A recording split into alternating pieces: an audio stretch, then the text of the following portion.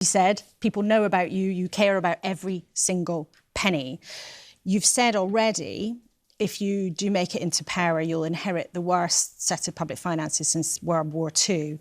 You've also said many times you're not going to borrow money for everyday spending. You've also said you're not going to put lots of taxes up. Now, let's be clear with everybody watching. That means that after the election, whoever wins, as Sharon said, there's basically going to be no extra cash for public services, or very little, and that means real terms cuts to some government departments. Can you confirm today, if Labour wins the election, there will be real terms cuts to some government spending? Well, it is clear that the inheritance that a Labour government would have if we do win the next election will be the worst since the Second World War. And I have to be honest that we're not going to be able to turn things around straight away, but we will get to work on all of that. And I have announced, Laura, an initial injection of cash into our struggling public services. There's the commitments around reducing NHS waiting lists and breakfast clubs at primary schools. Which at the moment you can't tell us how you spend for, but just...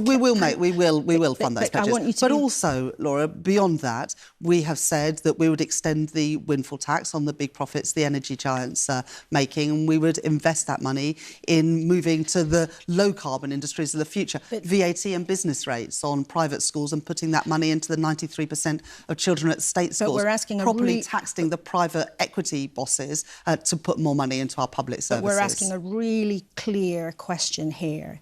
Can you confirm today that in the first couple of years of a Labour government, some departments would face real terms cuts? Because people want to know, and our viewers sometimes feel like you're not giving enough information. This is what one of them wrote in to say, John Sinclair. He's asking, when will you come clean about how you'll deal with the abominable state of our national finances to support public services? So can you confirm today, if you want to be honest with people, that some government departments would face a real terms cut? Well, at the moment, the government have not set out their plans by individual departments, so we haven't got a spending review. I will do a spending review quickly if we win the election, but that's not something that's possible to do from opposition. But I do know that public services need more money. That's why we will make that initial injection. But remember also, the Office of Budget Responsibilities forecasts are based on the government's plans, and the government's plans do not include our comprehensive plan to grow the economy.